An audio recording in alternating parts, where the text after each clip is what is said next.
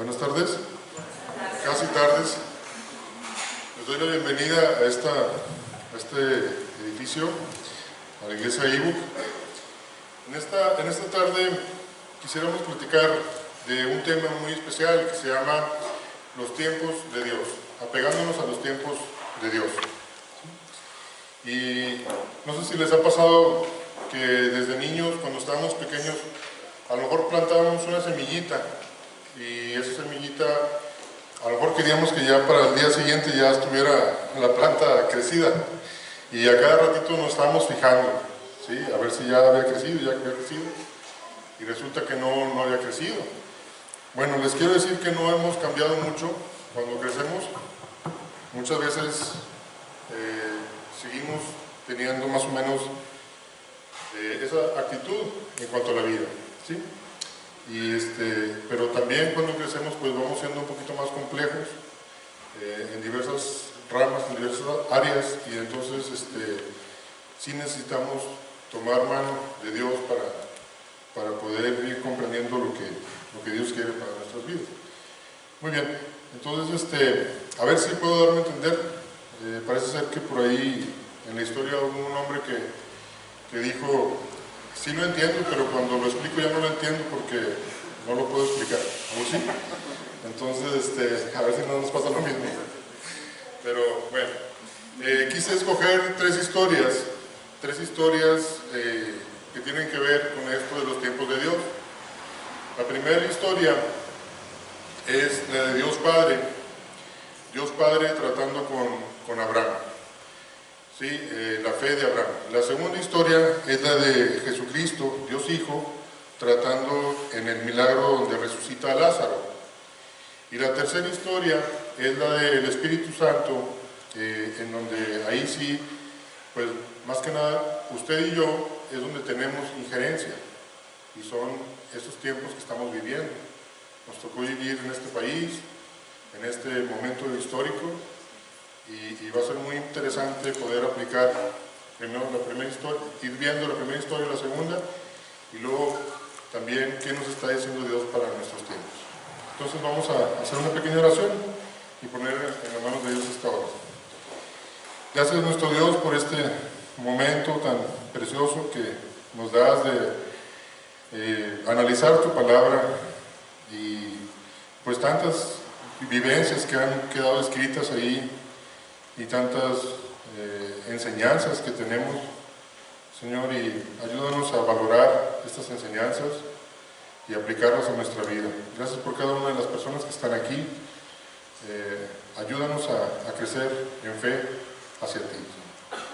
Bendito sea tu nombre, y ponemos esta hora en mano tuya. En el nombre de tu Hijo Jesucristo te pedimos esto. Amén.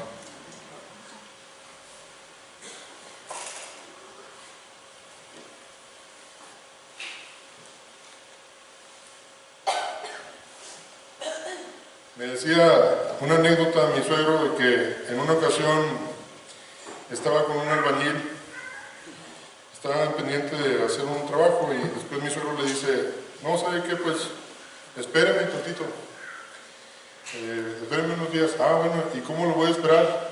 ¿Sentado o acostado o parado? Y entonces nosotros, el tema no es esperar en Dios, es apegarnos a los tiempos de Dios. Muchas veces pensamos que a lo mejor apegarnos a los tiempos de Dios es no hacer nada, pero no es eso. O sea, Dios quiere que estemos activos en las cosas de Él, pero también quiere que tengamos fe en las cosas que Él va trayendo día con día, ¿sí? Entonces, bueno, a lo largo de esta predicación, le digo, vamos a ver estas tres historias, y los ingredientes principales de estas tres historias van a ser Dios, el tiempo, la fe que se genera en estos personajes, y las pruebas por las que pasan estas personas. Entonces, sin más preámbulos, vamos a la historia de Abraham. Ya hemos escuchado tal vez algo de Abraham, y Les quiero dar una pequeña introducción histórica de dónde vivió Abraham y en qué situaciones se encontraba. Abraham era originario de una ciudad que se llamaba Ur de los Caldeos. Esta ciudad se encontraba al oriente de Jerusalén, muy al oriente de Jerusalén, y se encontraba a kilómetros de Jerusalén, y entre dos ríos que se llaman Tigris y Éufrates, o se llamaban Tigris y Éufrates. Y esta área se llamaba Mesopotamia. De hecho, Mesopotamia significa entre dos ríos. Y esto viene siendo lo que actualmente es Irak. En esa ciudad, era una ciudad muy importante en aquel entonces, arqueológicamente se ha investigado, y floreció esta ciudad-estado, y los descubrimientos de hace 3.200 años, antes de Cristo, o sea, hace 5.000 años, es que Ur era una ciudad grande, de unos 10.000 habitantes. Era una sociedad civilizada, ¿sí?, que tenía escritura, arte, arquitectura, una refinada artesanía y avances como el arado y la rueda. A lo mejor para nosotros podríamos decir que la rueda, pero ya era un avance en aquel entonces, hace 5.000 años. El arado, ya, araban la tierra, había escritura, había arte. Adoraban a muchos dioses, y el dios de la ciudad de Ur era Naanar, un dios lunar representado por una media luna. Abraham era descendiente de Sem y de Noé, pero se había criado rodeado de paganismo en esta ciudad.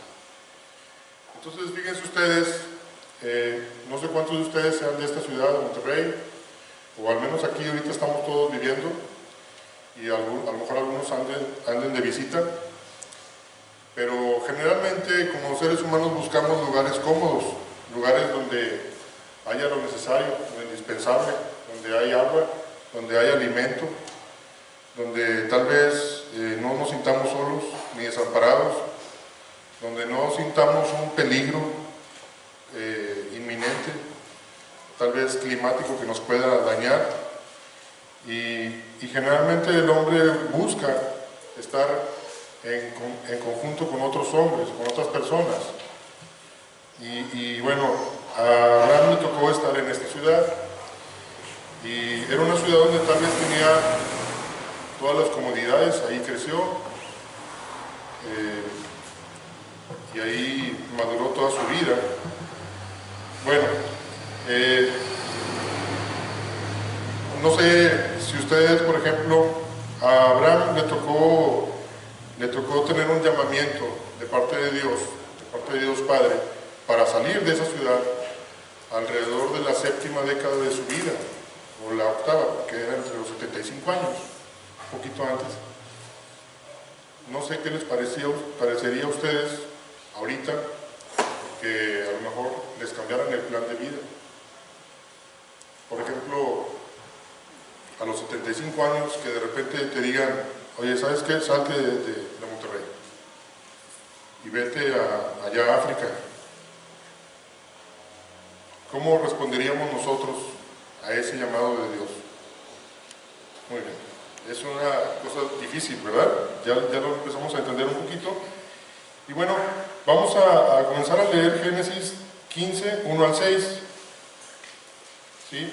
Cabe mencionar aquí que ya desde el capítulo 12 de Génesis inicia la historia del plan de Dios para enderezar las cosas ante la caída del género humano. ¿Sí? Es un plan que implicaba formar una familia a través de la cual todas las personas de la tierra fuesen bendecidas.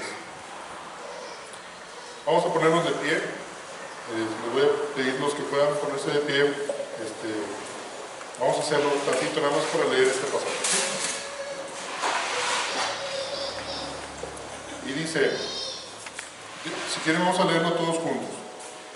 Después de estas cosas vino la palabra de Jehová a Abraham en visión, diciendo: no temas, Abraham, yo soy tu escudo y tu galardón será sobremanera grande.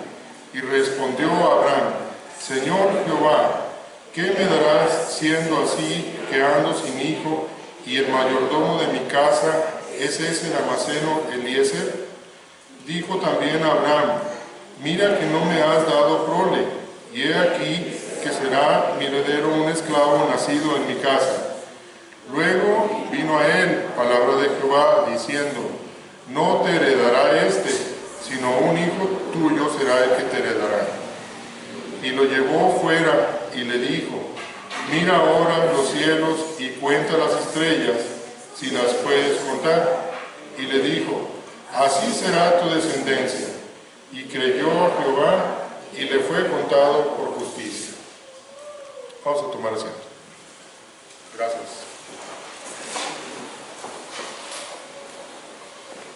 En este pasaje empieza: después de estas cosas. Así empieza este pasaje. ¿Y qué es lo que está diciendo después de qué cosas pasó este evento?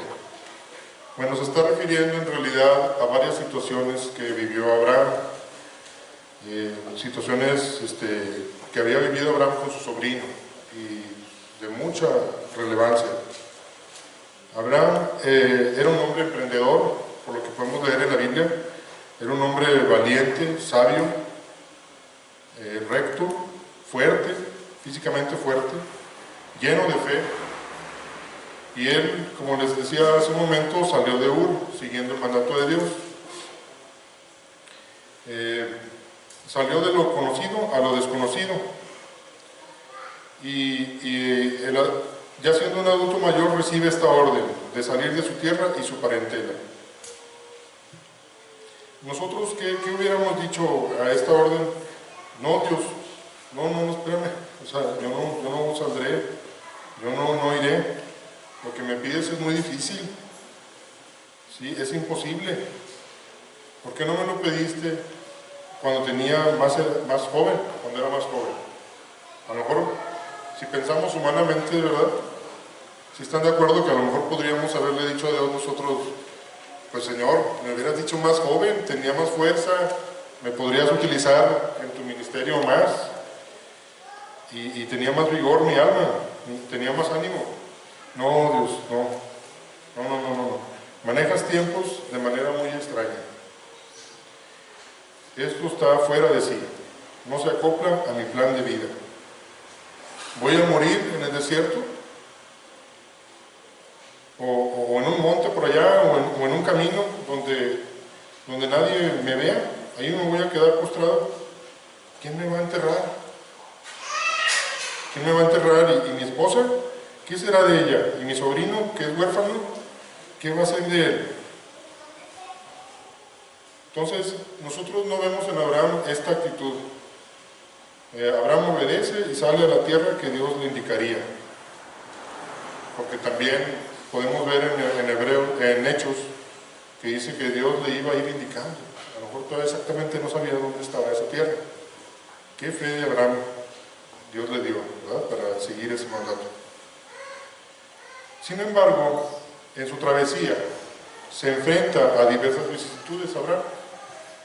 ¿Cuáles podemos recordar que se enfrentó a Abraham? Pues a lo mejor la muerte de su padre, y después la hambruna que hubo en Canaán, y después el hecho de que tuvo que ir a Egipto y estuvo a punto de que tomaran a su esposa, Faraón, una inminente pérdida de su esposa. Y espérense, todavía falta todo lo que pasó, ¿verdad? Las riñas entre los siervos de él y de su sobrino.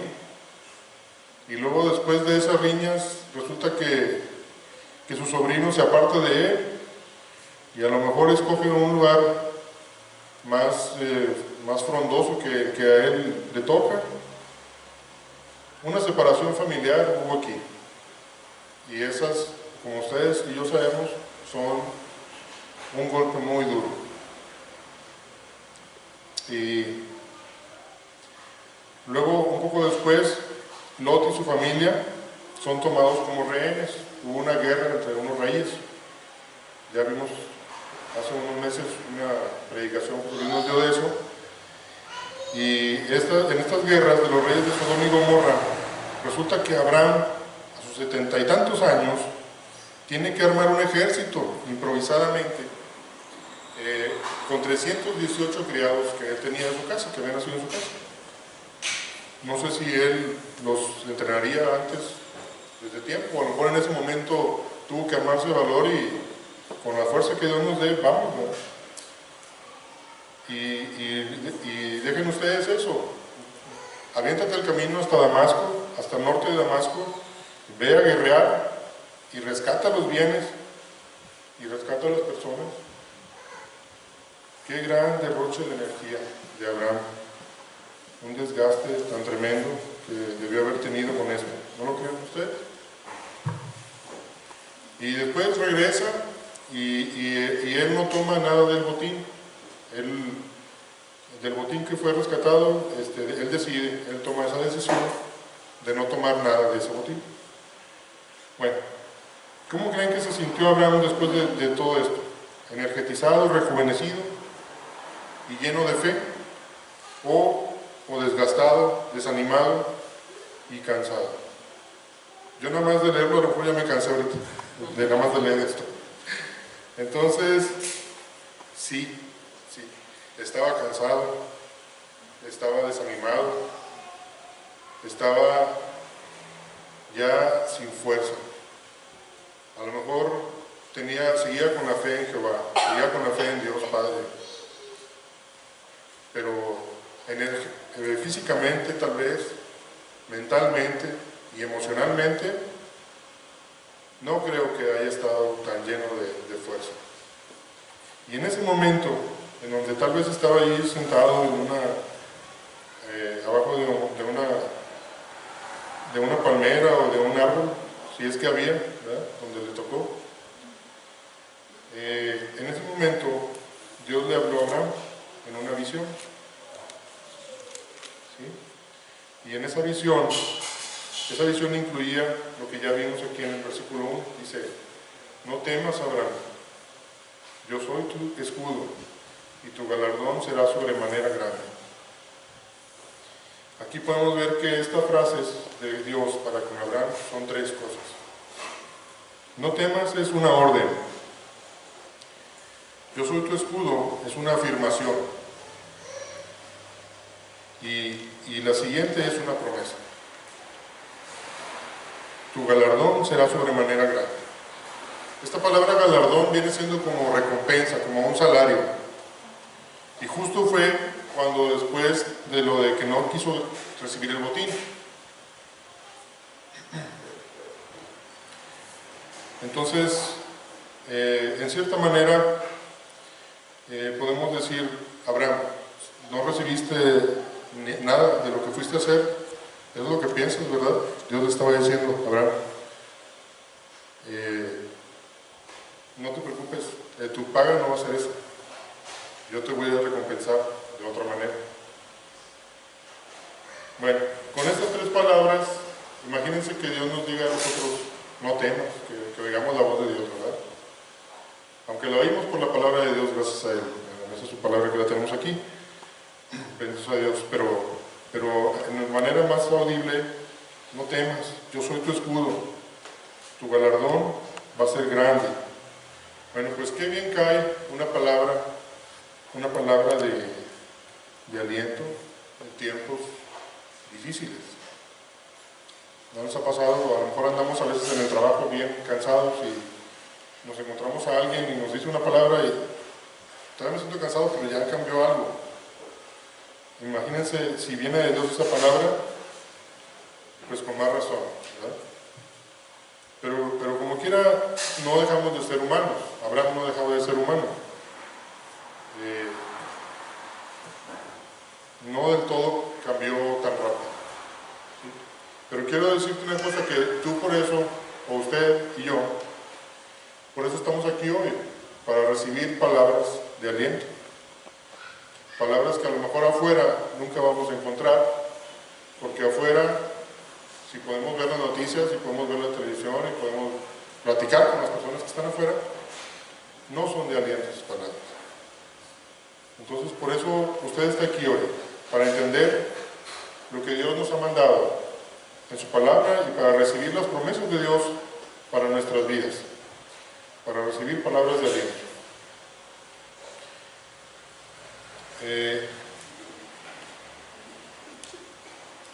Si usted y yo también a veces hemos hecho algo bueno por alguien y a lo mejor no recibimos inmediatamente un pago por ese hecho que hicimos, créame amigo y amiga que Dios le va a recompensar de todas maneras en su tiempo. No va a ser tal vez en nuestro tiempo, va a ser en su tiempo. Bueno, Abraham no cambió del todo su estado de ánimo, sino que curiosamente, fíjense, se sumió en una autocomiseración y se enfocó en lo negativo. Podemos decir, por un momento siguió enfocado en lo negativo. Él no tenía hijo. Podemos ver aquí el versículo 2, dice: y respondió Abraham: Señor Jehová, ¿qué me darás siendo así que ando sin hijo? Y el mayordomo de mi casa es ese Damaseno de Eliezer. Él no tenía hijo. Ahí estaba Abraham con esa cosa negativa. Dios no le había dado un hijo, Dios no le había dado un heredero, y todos sus bienes, ¿quién los iba a tener? Los iba a heredar un siervo que no era nada de él, familiar de él. Entonces, hay un dato muy curioso en los versículos 2 y 3. Si tienen ahí, mantengan su Biblia abierta. Génesis 15, 2 y 3. En esos versículos, en español, bueno, está en español, pero en hebreo son 22 palabras hebreas. Y 7 veces se refiere a sí mismo, yo, 7 veces en el texto original, ¿verdad? Y se quejó en 2 ocasiones de que estaba sin hijo. Es que estoy sin hijo, yo estoy sin hijo. Nada más yo creo que de las 22 palabras que dijimos, casi todo era queja. Ahora vamos a leer los versículos 4 y 5 de Génesis 15. Bueno, los voy a leer yo, ¿verdad? Dice, ya los leímos ahorita. Dice: luego vino a él palabra de Jehová diciendo: no te heredará este, sino un hijo tuyo será el que te heredará.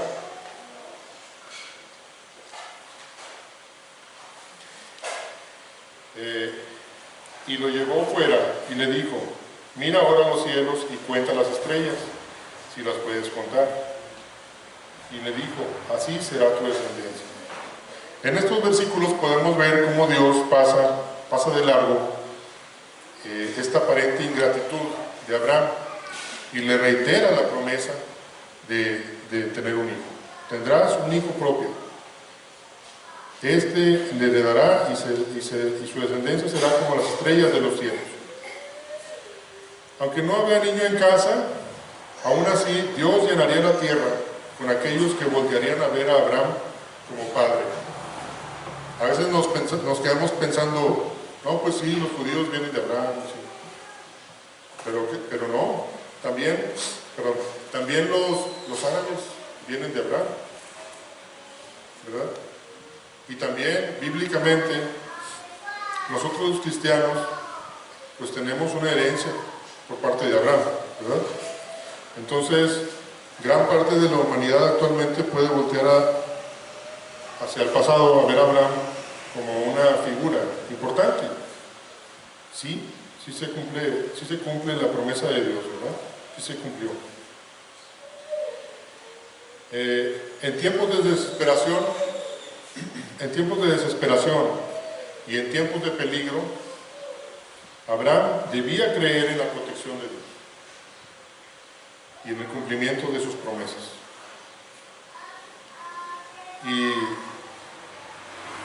Y bueno, Abraham finalmente fue capaz de creer, porque conocía a aquel a que había hecho las promesas. Él sabía que se podía confiar en Jehová, en Dios Padre. Él sabía que se podía confiar en él. Vamos a leer el versículo 6, dice: y creyó a Jehová y le fue contado por justicia.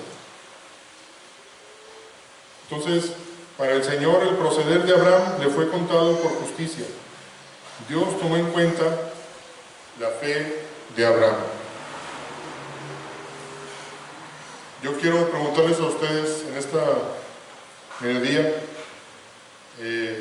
a lo mejor andan cansados, a lo mejor todavía no despertamos bien, pero eso es físicamente, ¿verdad? O a lo mejor andamos con una carga de trabajo toda la semana que ahorita la estamos arrastrando. Pero yo quiero preguntarles espiritualmente si ustedes tienen fe, y si no la tienen, si ustedes quieren tener fe en Dios.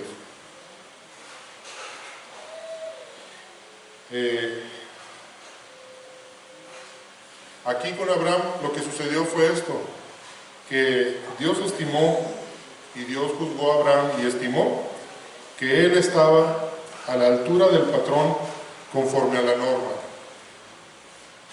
O sea, que Dios le puso una palomita buena a Abraham, porque tuvo fe. Como cuando íbamos al kinder, ¿verdad? Que nos ponían nuestra estrellita y ya íbamos bien contentos con nuestros papás, nuestra mamá, porque salimos aprobados. O cuando pasamos un examen, o a lo mejor cuando estábamos en la carrera, que pasábamos las materias más difíciles, o cuando estábamos en el trabajo, que cumplimos un encargo que nos dejaron, un embarque, o para los que, si hay algún carpintero por aquí, algún mueble que estaba muy difícil, o a lo mejor si hay algún mecánico por aquí, algún carro que a lo mejor no le hallábamos por dónde arreglarlo y lo arreglamos, se siente una satisfacción muy grande y se siente que cumplimos, que estuvimos a la altura del patrón, ¿verdad? Bueno, eso es lo que se puede sentir, pero también que Dios sienta eso de nosotros, que estamos a la norma de Él, es una cosa maravillosa. Y eso, amigo y amiga, que usted está aquí sentado, quiero decirle que eso es lo que Dios aprecia, que tengamos una vida agradable delante de Él.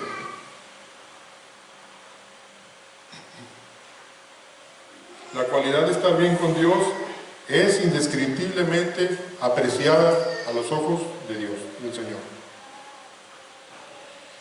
Aquí podemos concluir cómo Dios no está sujeto, como nosotros, al tiempo. Él ve la historia de la humanidad como una fotografía panorámica y sabe lo que va a acontecer en nuestro futuro. Así que cuando Dios dice que algo va a suceder, es porque es un hecho que va a suceder. Debemos de apegarnos a los tiempos de Dios, apegarnos a Dios, a la visión de Dios. Aquí termina la primera historia. Estamos hablando de hace 3 milenios antes de Cristo, o sea, hace 5 milenios, ¿verdad? Como 400 años después del diluvio. Y bueno, a lo mejor es una época muy antigua para nosotros, pero está escrita y está escrita para nuestra enseñanza. Y quise escoger esta historia. Hay muchas historias en la Biblia sobre los tiempos de Dios, pero esa es la primera historia que para este día tomé. Vamos a pasar a la segunda historia. La segunda historia es la historia de la resurrección de Lázaro. Aquí ya nos vamos a trasladar 3000 años después de Abraham y 2000 años antes de nosotros. En el año 33 de la edad de Cristo, que fue el último año del ministerio de Él sobre la tierra, se dio esta segunda historia. Y solamente se encuentra redactada en el Evangelio de Juan. El pasaje va a ser Juan 11, 17 al 27. Y también vamos a leer los versículos 43 y 44.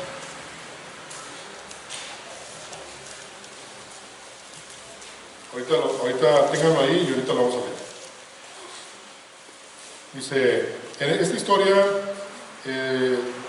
vemos este personaje que se llama Lázaro. ¿Qué significa Lázaro? ¿Alguien sabe? ¿Alguien de aquí se llama Lázaro? Nadie. ¿Alguien de aquí se llama Abraham? ¿No? Muy bien. Lázaro significa uno a quien Dios ayuda. Era un nombre muy común en aquel entonces, como por decir ahorita Juan, Pedro, Pancho. En aquel entonces era un nombre muy común en Jerusalén, en Judea, en aquellas tierras. Y bueno, este hombre con sus hermanas Marta y María vivían en Betania. Betania a 3 kilómetros de Jerusalén, al este del Monte de los Olivos, que fue donde el Señor ahí oró. Bueno, a 3 kilómetros de ese lugar ahí era Betania. Y allí vivía con sus hermanas, Marta y María. Aparentemente, si analizamos todo, pudo haber sido una familia acomodada, ya que cuando muere Lázaro, vienen judíos de Jerusalén a consolarlas. Entonces es muy probable que tenían cierto nivel, tal vez, económico, ¿verdad? Bueno, estos tres personajes eran amigos de Jesús. Y al parecer lo alojaron a Jesús en varias ocasiones y a sus discípulos. De hecho, tenemos 3 historias de ellos. Y en la primera historia es donde Marta está ocupada con las labores de la casa, ¿la recuerdan? Está ocupada, muy activa, y María está a los pies de Jesús escuchando las historias, las enseñanzas de él, y Marta le dice: Señor, ¿no tienes cuidado de mí? Que mi hermana no me ayuda. Y entonces el Señor Jesús le dice: pues, Marta, Marta, tan ocupada estás, pero una cosa es importante, y María ha encontrado ha elegido la mejor parte, ¿sí? Escogido la mejor parte. Esa fue la primera vez que vemos en la Biblia que Jesús pasa por la casa de ellos. A lo mejor no fue las únicas, ¿verdad? Y la segunda vez fue esta ocasión cuando Lázaro muere, y luego la tercera vez es cuando María enjuga, derrama el perfume, muy probablemente desde la cabeza hasta los pies de nuestro Señor Jesucristo. O sea, hay 3 ocasiones, ¿verdad?, de que se registra ahí. Y ahorita nos vamos a enfocar en la situación cuando Lázaro murió. Entonces, en esta historia, amigo y amiga, se impone la figura de Dios Hijo. ¿Sí? Son los tiempos de Cristo, físicamente sobre la tierra. Hace 2000 años casi ya pasó esto. Y esta figura de Dios Hijo, o sea, del Señor Jesucristo, es la fuente de la vida. El Evangelio de Juan lo que menciona todo es que Jesús es la fuente de la vida. Si lo leemos todo, ¿no? Jesús, quien en el principio había dado la vida a la humanidad, tenía poder para devolver la vida a Lázaro en cualquier momento. Ahí ustedes quédense por favor en Juan 11. Yo voy a leerles nada más Juan 1 al 4, para ver por qué dice aquí que Jesucristo les había dado la vida a la humanidad. Dice Juan 1 al 4: en el principio era el Verbo, y el Verbo era con Dios, y el Verbo era Dios. Este era en el principio con Dios. Todas las cosas por Él fueron hechas, y sin Él nada de lo que ha sido hecho fue hecho. En Él estaba la vida, y la vida era la luz de los hombres. Efectivamente, el Señor Jesucristo, como segunda persona de la Trinidad, Él estaba desde la fundación del mundo. Y Él dio vida y da vida, y seguirá dando vida. Entonces, aquí estamos ante una situación, ¿verdad?, que se presenta un evento de la muerte física de Lázaro. Pero les voy a decir una cosa, aquí cabe mencionar una tradición que tienen los judíos, o tenían en aquel entonces. Cuando un judío moría, lo ponían en una cueva, generalmente en una tumba, puede ser una cueva o un sepulcro que era cavado y tenía espacios interiores, no solamente era la tumba, sino que tenía como un cuarto interior, ¿no? Y en ese cuarto, ahí ponían el cuerpo. Y resulta ser que al tercer día, los judíos iban y gritaban afuera de la tumba el nombre de la persona que había muerto. Y si esa persona no respondía, pues entonces sí, ya era que ya definitivamente había muerto esa persona. Esa era la costumbre de aquel entonces. No sé exactamente, la verdad, de dónde salió esa costumbre o por qué, aunque me puedo imaginar que pudo haber sido por un error que hubo en algún momento de alguien que pusieron en la tumba y pensaron que pudiera haber que estaba muerto y finalmente no estuvo muerto. Y a lo mejor de ahí salió esa costumbre, pero no les puedo asegurar. Pero sí estaba esa costumbre, ¿verdad? Entonces,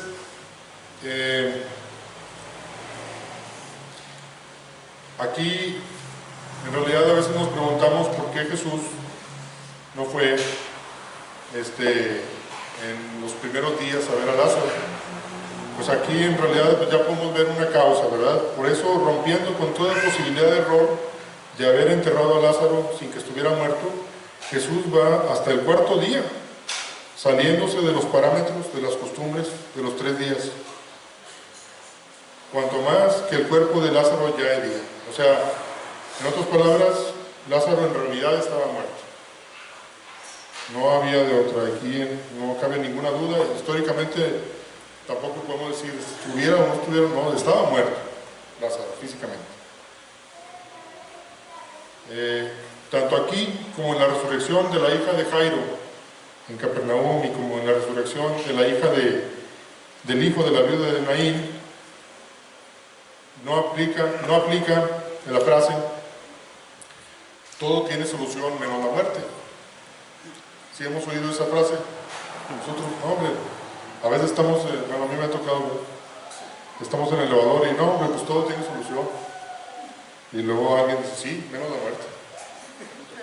Bueno, aquí no aplica esa frase. Con Jesucristo todo tiene solución, incluso la muerte. Vamos a leer así el pasaje. Si quieren, pónganse de pie para que no nos durmamos. Si me hacen ese favor.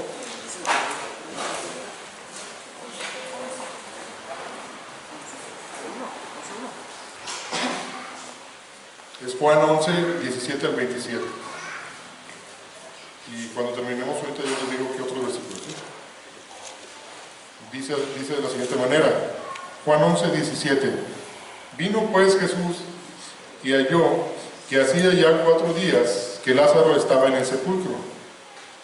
Betania estaba cerca de Jerusalén, como a 15 estadios, y muchos de los judíos habían venido a Marta y a María para consolarlas por su hermano.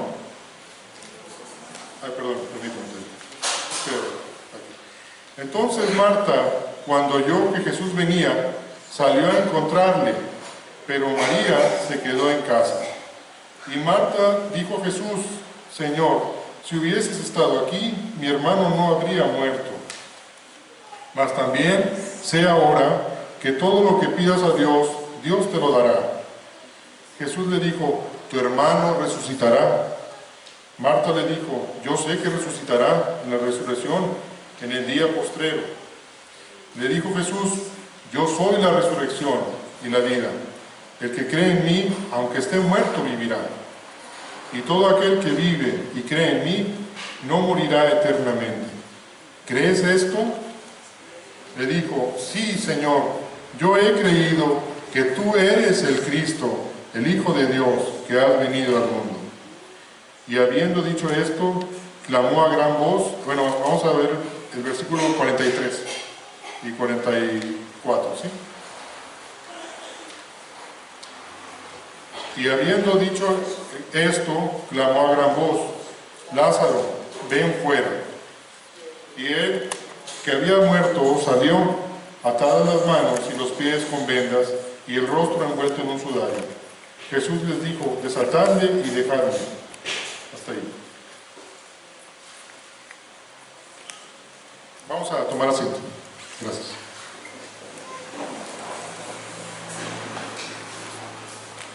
Entonces, este Lázaro murió unos pocos momentos después de que mandaron al mensajero a buscar a Jesús.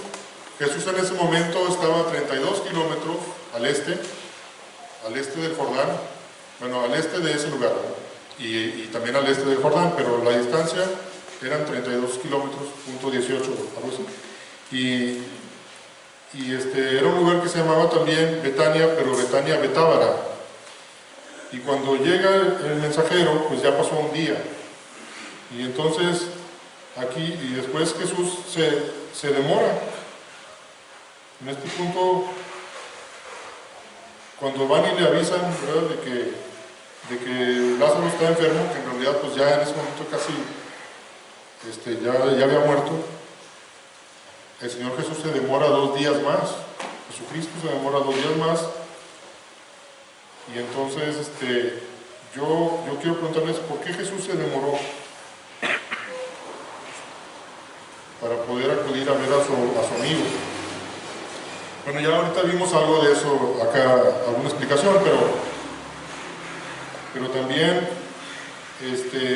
bíblicamente una respuesta la podemos encontrar en el versículo 4 de Juan 11.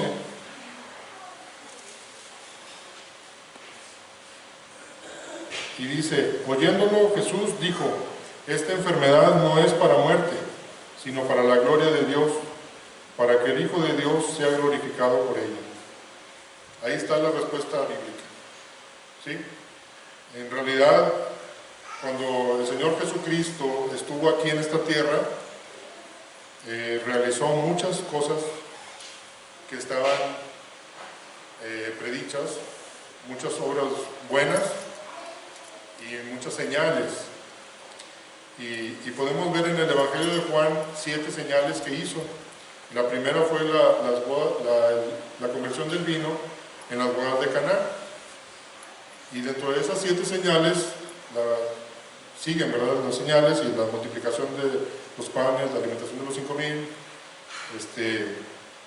Y la séptima señal iba a ser, o fue esta, la resurrección de Lázaro. Esa fue la séptima señal mesiánica de Jesús, que en su tiempo iba a tener que hacer Jesús, ¿no?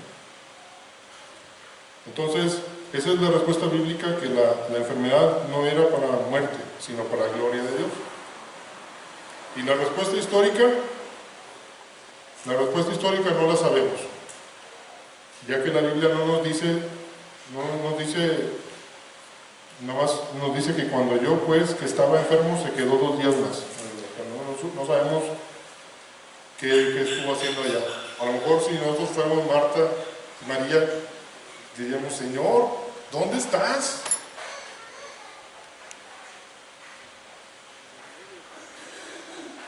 ¿Se tarda Jesús en venir a tu ayuda? ¿Has tenido problemas? ¿O hemos tenido problemas y sentimos que la ayuda de Dios está tardando? ¿Se tarda Cristo en cumplir el deseo de tu corazón? Por ejemplo, de tener una casa propia. Hay gente ¿verdad?, hay matrimonios que están rentando y quieren una casa y están orando por eso, están pidiéndole a Dios y no se puede. O se tarda Dios en proveer un cónyuge para ti, una pareja para ti. Hay personas, a lo mejor puede ser jóvenes o jovencitas, que oran por eso y no se da. ¿Se tarda Cristo en cuanto a ayudarte con ese problema económico que tienes o esa difícil situación por la que estás pasando? ¿O de curarte de esa enfermedad que le has pedido que te cure y se tarda en curarte? Créeme, Él vendrá en tu ayuda. En su tiempo, Él va a venir y Él atenderá ese llamado de socorro. Y Dios será glorificado en ese momento.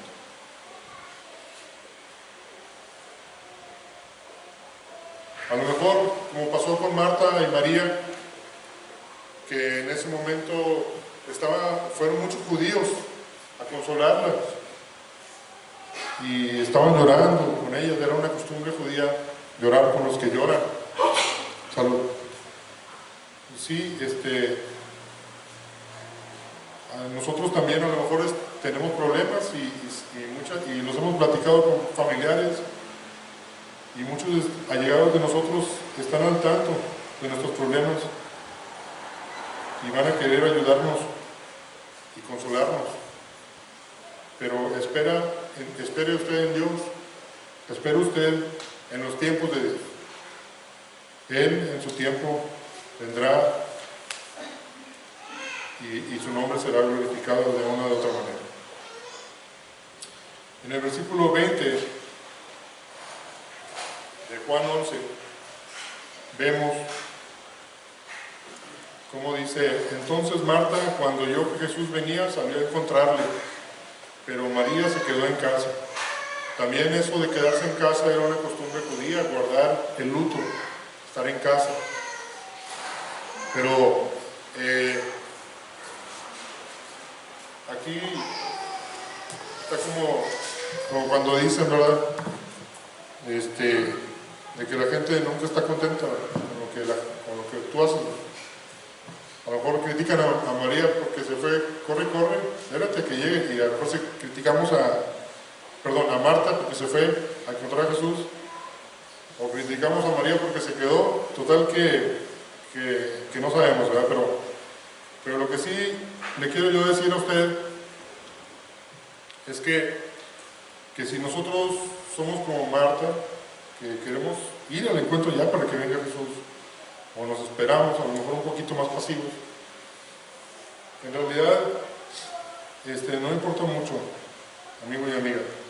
Dios no va a venir ni antes ni después de lo que usted pueda apurarle o dejarle de apurar a Dios. Simplemente en el tiempo indicado, en ese tiempo de Dios, Dios va a hacer la obra. Eso es muy importante conocerlo y entenderlo. A veces nos desesperamos porque queremos que Dios se apegue a nuestros tiempos, cuando es al revés. Nosotros tenemos que apegarnos a los tiempos de Él. Y si seguimos en la lectura en el versículo 21, creo que me des para acá, el pie derecho. Si seguimos en la lectura, el versículo 21 dice de Juan 11: y Marta dijo a Jesús: Señor, si hubieses estado aquí, mi hermano no habría muerto. Aquí me llama la atención como dice en latín: Domine, si fuises hic, frater meus non esset mortus. Bueno, frater, esa última frase, frater meus non esset mortus, mi hermano no hubiera muerto. Frater es hermano en latín. A lo mejor podríamos poner mater o pater o fili, o sea, mi mamá, ¿no? ¿Cuántas veces vemos a los familiares? Es que si hubiera hecho esto o lo otro, mi mamá no hubiera fallecido, o mi papá no hubiera desencadenado todo esto, y mire, ya se nos fue. A mí me ha tocado escuchar eso en mi profesión médica. Y si hubiese hecho esto o lo otro, hubiese pasado esto, o hubiéramos conseguido este medicamento, o estas otras cuestiones médicas que a lo mejor no conseguimos, pues mi hijo se hubiera salvado. Y ahí está esa frase, que nosotros en la actualidad a lo mejor podemos caer en eso otra vez. Pero les voy a decir una cosa, que hay un dicho popular que dice que lo hubiera no existe. Lo hemos escuchado todos. Y bíblicamente eso también es cierto. No existe el hubiera. Y no el hubiera como nombre, ¿verdad? El hubiera. Solo existen las cosas que suceden y que Dios permite de acuerdo a su plan, a su propósito, a su voluntad y en el tiempo de Él. De ahí la importancia de apegarnos a los tiempos de Dios.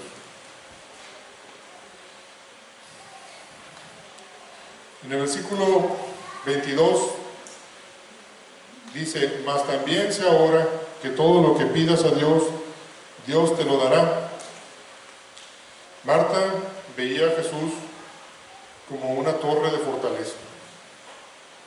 Sus palabras son una expresión de confianza grande en Él. Ella sabía que Jesús estaba en contacto estrecho con Dios Padre. Y entonces era capaz de obtener una bendición de Él. Pero fíjense una cosa, es muy importante. En este versículo Marta usa el verbo saber. Dice: yo sé que todo lo que pidas a Dios, Dios te lo dará.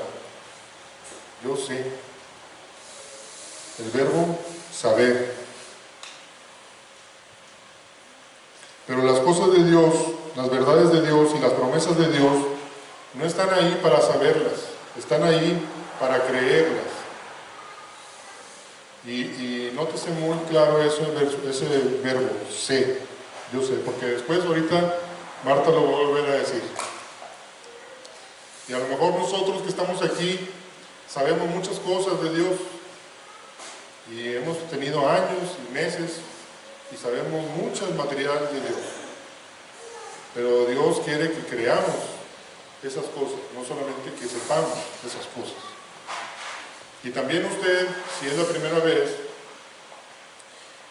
o de las primeras veces o pocas veces que ha oído, es bueno que desde ahorita sepa que Dios ve más el corazón de la fe, no tanto del saber. Que tampoco está peleada una cosa con otra, pero sí hay que notarlo, ¿no? En el versículo 23 dice: Jesús le dijo: tu hermano resucitará. En este versículo se utiliza la palabra anastasis, que significa resurrección. ¿Hay alguien aquí que se llame Anastasia? A veces no nos gustan los nombres de los calendarios, ¿verdad? Teodoro, bueno, eso más o menos suena bonito, pero ¿y Anastasia? Hombre, no, ponle Kimberly. Ponle otro nombre. Y resulta ser que los nombres esos que están ahí tienen significados bíblicos. En este caso, anástasis es resurrección. Y esta palabra donde Jesús le dice: tu hermano resucitará, esta se usa en dos hechos importantes en el Nuevo Testamento: la resurrección física y corporal de Jesús, en el que ya pasó, y eso viene en Romanos 1:4 y 1 Corintios 15, 12 y 13, y la resurrección física y corporal de los creyentes en el futuro. Hay varios versículos que mencionan eso, y es la misma palabra. Qué glorioso y qué maravilloso que la misma resurrección que Jesucristo tuvo, Él promete para los que creen en Él. A lo mejor no nos habíamos detenido a ver bien esto, que es la misma palabra. En el versículo 24, Marta le dijo: yo sé que resucitará en la resurrección, en el día postrero. ¿Se fijan cómo Marta luego vuelve a decir yo sé? O sea, dice saber que su hermano va a resucitar en el día postrero. ¿Cómo sabía Marta que había resurrección? Bueno, ya los fariseos en aquel entonces hablaban de esa resurrección, y en Daniel 12:2, se los quiero leer porque es muy interesante, y ahí está muy claro.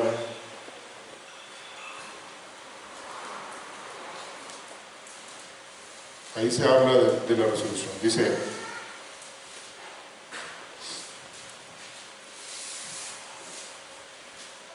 y muchos de los que duermen en el polvo de la tierra serán despertados, unos para vida eterna, otros para vergüenza y confusión perpetua.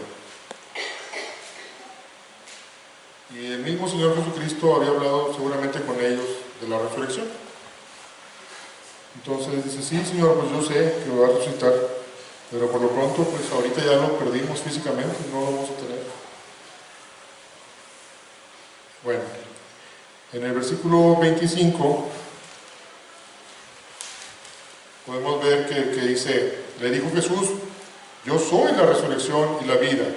El que cree en mí, aunque esté muerto, vivirá. Aquí encontramos una de las declaraciones más precisas sobre Jesús. ¿Quién fue Jesús? Díganme ustedes quién fue Jesús. ¿Un maestro? Porque hay personas que puedan pensar que fue un maestro, un profeta, un iluminado, un enviado. ¿Quién fue Jesús? Él no solo es un maestro, Él no solo es un profeta, Él es la resurrección y Él es la vida. Y en este mismo versículo, en una frase de 9 palabras, estamos en el versículo 25, encontramos una gran esperanza que si usted la entiende hoy, en esta tarde, puede cambiar su vida. Y se lo voy a leer. Dice, el que cree en mí, aunque esté muerto, vivirá. En pocas palabras, ahí tenemos un plan de salvación. O sea, tenemos una esperanza de qué va a pasar con nosotros en esta vida y en la siguiente. El que cree en mí, aunque esté muerto, vivirá. Pero no solamente se trata de creer de labios para afuera. Vamos a ver el siguiente versículo. Dice, versículo 26, y todo aquel que vive y cree en mí, que vive y cree en mí, no morirá eternamente. ¿Crees esto? Ahí es muy importante lo que dijo Jesús. Todo el que vive y cree en mí. Tal vez usted o yo digamos creer, pero vivimos en Él. Desde que nos levantamos y cuando vamos al trabajo, cuando regresamos a la casa y descansamos, cuando salimos de viaje o cuando estamos con nuestros amigos o nuestros padres o nuestros hijos, vivimos en Él, estamos pensando también en Él. ¿Siempre tomamos en cuenta a Dios en todo lugar y en todo tiempo? ¿O solo los domingos en la mañana? ¿Vives en Él en todo lo que haces, piensas y sientes durante la semana? Esta pregunta también yo me la hago a mí, ¿verdad? Ojalá contestemos como Marta.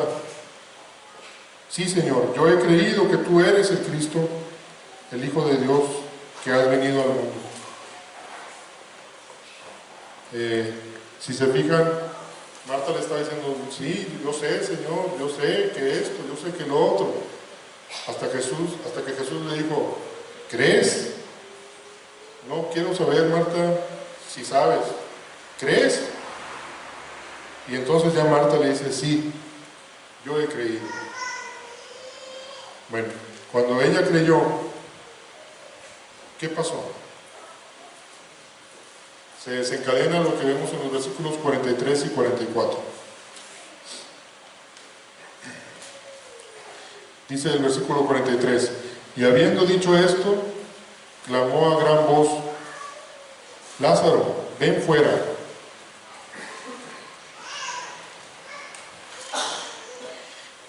Y el que había muerto salió, atadas las manos y los pies, con vendas y el rostro envuelto en un sudario. Jesús les dijo, desatadle y dejadle. Jesucristo resucitó a Lázaro inmediatamente. ¿Cuándo? Cuando Marta creyó. Amigos, aquí vamos a acabar esta segunda historia. Y las enseñanzas de esta segunda historia son muy claras y evidentes a nuestros ojos. Y Y ahora vamos a continuar con la tercera historia. Aquí hasta este momento ya vimos cómo Dios Padre marcó los tiempos con Abraham y cumplió su promesa de darle un hijo propio y de ahí una gran descendencia que ha impactado a gran parte de la humanidad hasta el día de hoy. También hemos visto cómo Dios Hijo, o sea Jesucristo, la segunda persona de la Trinidad, marcó los tiempos con Marta, María y Lázaro, cumpliendo su palabra, resucitando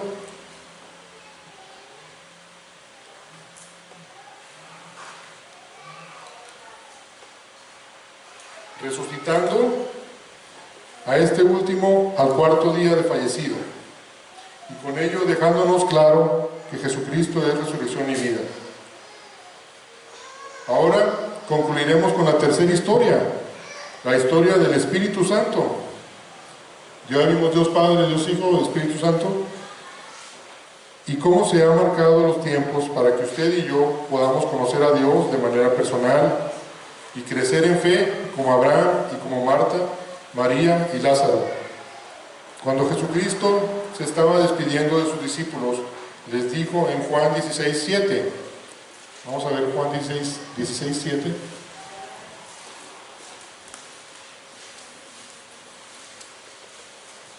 Les dijo: os conviene que yo me vaya, porque si no me fuera, el Consolador no vendría a vosotros, mas si me fuere, os lo enviaré. Y cuando Él venga, convencerá al mundo de pecado, de justicia y de juicio.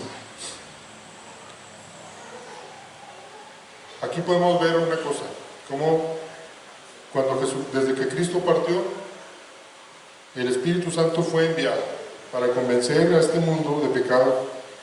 Y aquí estamos usted y yo, casi 2000 años después de la partida de Cristo, escuchando la palabra de Dios. Y los personajes de esta tercera historia, aparte del Espíritu Santo, somos usted y yo. Usted y yo. ¿Puede creerlo esto? Mucha gente ya murió, estamos hablando de los mártires de los primeros siglos. Mucha gente peleó, mucha gente viajó, incluso a otros continentes hasta acá, y han sucedido un sinnúmero de cosas para que tengamos esta palabra de Dios, esta Biblia tan fácil que es tenerla aquí en nuestras manos. Para nosotros es muy fácil, pero han sucedido un sinnúmero de cosas en 2000 años para que pudiera llegar a nuestras manos. Y como americanos, como residentes del continente americano, ¿qué sucedieron? ¿Qué hitos históricos podemos marcar? Pues a lo mejor el descubrimiento de América, la colonización de España, a lo mejor el establecimiento de los gobiernos aquí en nuestro país, la libertad de culto, hace 2 siglos que se activó eso, a lo mejor los primeros misioneros que vinieron a finales de 1800 a Monterrey, nosotros que estamos aquí en esta ciudad, y en el siglo pasado las iglesias que se han fundado. En fin, son muchas cosas que a lo mejor no terminaríamos ahorita, pero todo ha culminado en que tengamos esta palabra de Dios en nuestras manos y tengamos la posibilidad de leerla y estudiarla y creerla. Entonces, todo esto que les digo es como una introducción, como un preámbulo de nuestra tercera historia, como la introducción que les di de Abraham, la introducción que les di de Lázaro. Esta es nuestra introducción. Y ahorita, ¿qué es lo que quiere el Espíritu Santo con nosotros? Se lo leeré. En Hebreos 3:7 dice: por lo cual, como dice el Espíritu Santo, si oyereis hoy su voz, no endurezcáis vuestros corazones. Hebreos 3:7. Lo vuelvo a leer. Por lo cual, si oyereis hoy su voz, no endurezcáis vuestros corazones.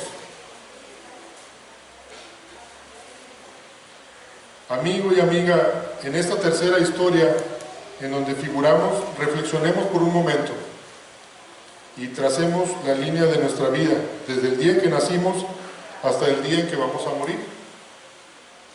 Y esa línea vamos a dividirla en tres partes: la niñez, la juventud y la adultez.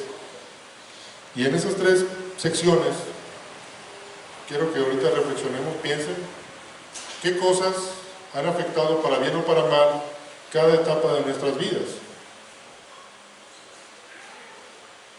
Primero pensemos en nuestra niñez, dónde nacimos, con nuestra familia que estuvimos, nuestros vecinos, los incidentes que pudimos haber tenido, dónde estudiamos, qué nos pasó en la escuela, nos hicieron bullying, no nos hicieron bullying. Pueden ser muchas cosas. Ahora vamos a pensar en nuestra juventud. ¿Qué nos sucedió en nuestra juventud? Pudimos cumplir nuestros deseos o nuestros proyectos que teníamos, que a lo mejor son los tiempos, ¿verdad?, de que el ser humano se empieza a trazar planes. O a lo mejor no los cumplimos y eso nos frustró, o nos metimos en problemas, o como algunos jóvenes se meten en problemas de delincuencia o en vicios. ¿Qué nos pasó en nuestra juventud? A usted, piénselo ahorita. Y ahora piense en su adultez y en su vejez, que estemos más grandes. ¿Qué es lo que nos está marcando? Le puedo asegurar una cosa, que todos estos eventos o situaciones que lo han marcado caen dentro de 4 grupos: biológico, emocional, mental y social. A lo mejor agregaríamos un quinto grupo económico. Pero le voy a decir algo, de estas áreas son las limitaciones que nosotros como como personas del siglo XXI podemos tener. Sí, biológico, emocional, mental, social. A lo mejor biológico, tengo una enfermedad. A lo mejor emocional, pues no he vencido algunos traumas. Mental, pues a lo mejor quisiera tener más capacidad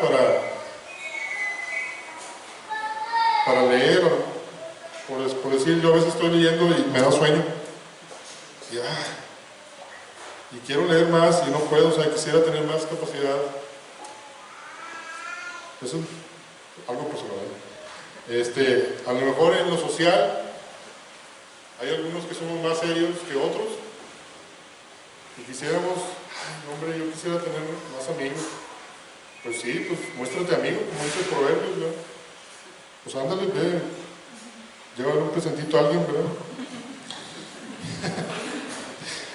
Entonces, como vemos, todo va a caer dentro de esas esferas. Y a lo mejor, hombre, yo no tengo ningún problema de eso. Yo lo que tengo un problema es económico, que nunca, en mi casa nunca hubo, y pues por eso. Bueno, pues sí, por eso le puse el quinto punto, ¿no? Entonces, pero le voy a decir una cosa, No hemos incluido aquí un área muy especial, que es el área espiritual. Y yo le voy a preguntar, ¿le interesaría mejorar el área espiritual de su vida? ¿Cómo ve? ¿Le interesaría esa área? Si es así, le tengo una buena noticia a usted.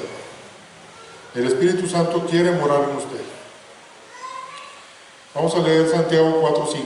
Dice: ¿o pensáis que la Escritura dice en vano, el Espíritu que Él ha hecho morar en nosotros nos anhela celosamente?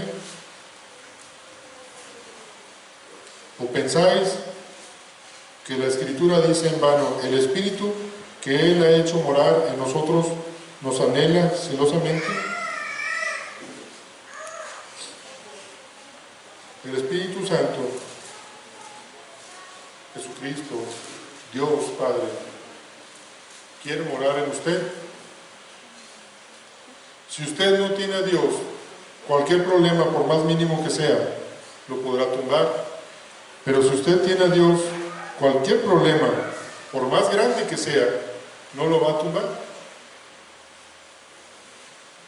¿Cuántos adolescentes a lo mejor no quieren salir de casa porque tienen una espinillita? Pero para ellos es un problemón tremendo. Y a lo mejor hay personas que pierden familiares, y a lo mejor de una manera muy trágica, pero tienen a Dios. Y eso los hace estar firmes sobre la roca. Y para concluir esta predicación, yo le quiero preguntar de manera muy directa, ¿quiere usted empezar una vida con Cristo? ¿En serio? ¿Hoy?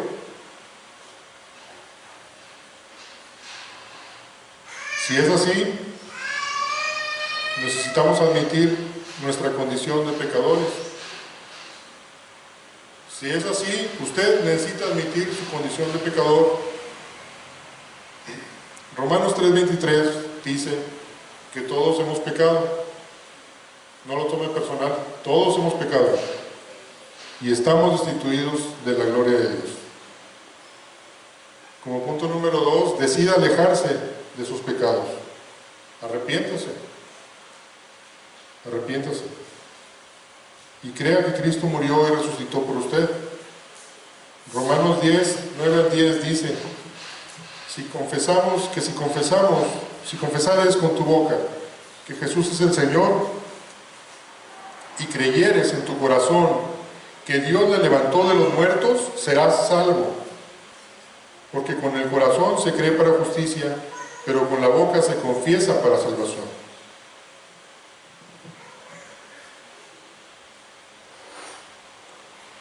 ¿Usted cree esto? Le voy a hacer la pregunta que Jesús le hizo a Marta. ¿Crees esto? ¿Usted cree que Cristo es la vida, la resurrección y la vida? Apéguese a Dios, apéguese a los tiempos de Dios. Ore conmigo. Invite a Jesucristo a entrar a su vida y al Espíritu Santo y a tomar el control y recíbale como Señor y Salvador. Vamos a inclinar nuestro rostro y acompáñenme en esta oración. Dios, reconozco que soy un pecador. Te pido que me perdones y entres en mi corazón. Yo te reconozco como mi Señor y mi Salvador y te pido que llenes con tu Espíritu Santo mi vida. Gracias por la vida eterna que hoy me das. En el nombre de Jesús, de Jesucristo, que murió por mí, te lo pido. Amén. Yo le quiero decir que si usted hizo esta oración y usted tiene esa motivación de buscar a Dios, Dios se lo va a tomar por justicia y no lo va a tomar en vano esto, ni como algo que no tiene significancia. Y también le quiero decir algo, que si usted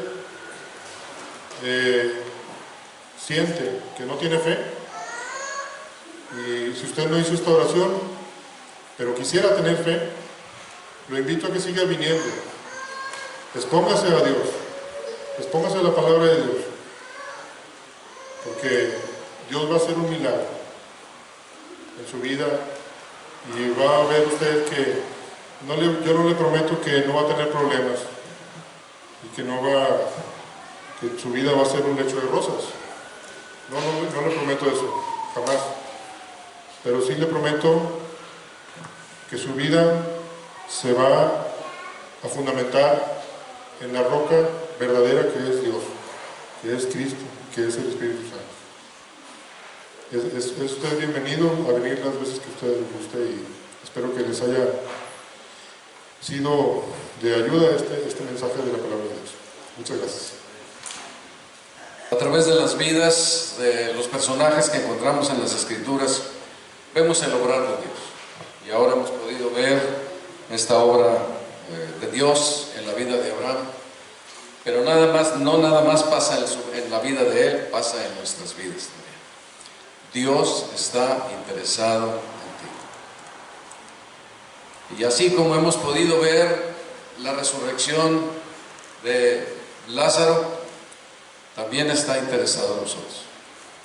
Nosotros tenemos que enfrentar la muerte y vamos a enfrentar la resurrección. Unos para vida y otros para condenación eterna. Y a través de las palabras que el Señor da a Lázaro, ahí recordamos con toda claridad que podemos ser parte de esa resurrección para vida. Necesitamos creer en Jesucristo como nuestro Señor y Salvador. Necesitamos creer que su muerte en la cruz pagó nuestros pecados, que su sangre derramada nos limpia de nuestros pecados, de los que han sido. Él trata eficientemente y eficazmente con esa necesidad que nosotros tenemos. Pero Dios espera que creamos. Probablemente en esta mañana Dios esté hablando a su corazón y le esté mostrando que usted necesita creer esto con urgencia. No se resista a Dios.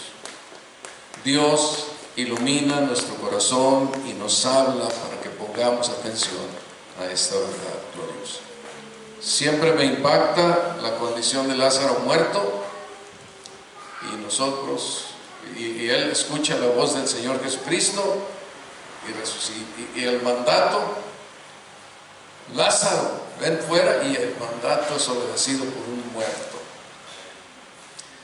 El apóstol Pablo dice en Efesios que nosotros, estando muertos, nos dio vida en Cristo Jesús. Uno puede llegar a una reunión como esta muerto, sin ninguna esperanza espiritual, sin ninguna idea espiritual, sin ningún propósito espiritual, y Dios puede dar vida iluminando cada uno de los corazones para que respondamos a la fe. Eso puede ser. Nada deseamos más que Dios le bendiga, abra sus ojos y le pueda ver. Le ama.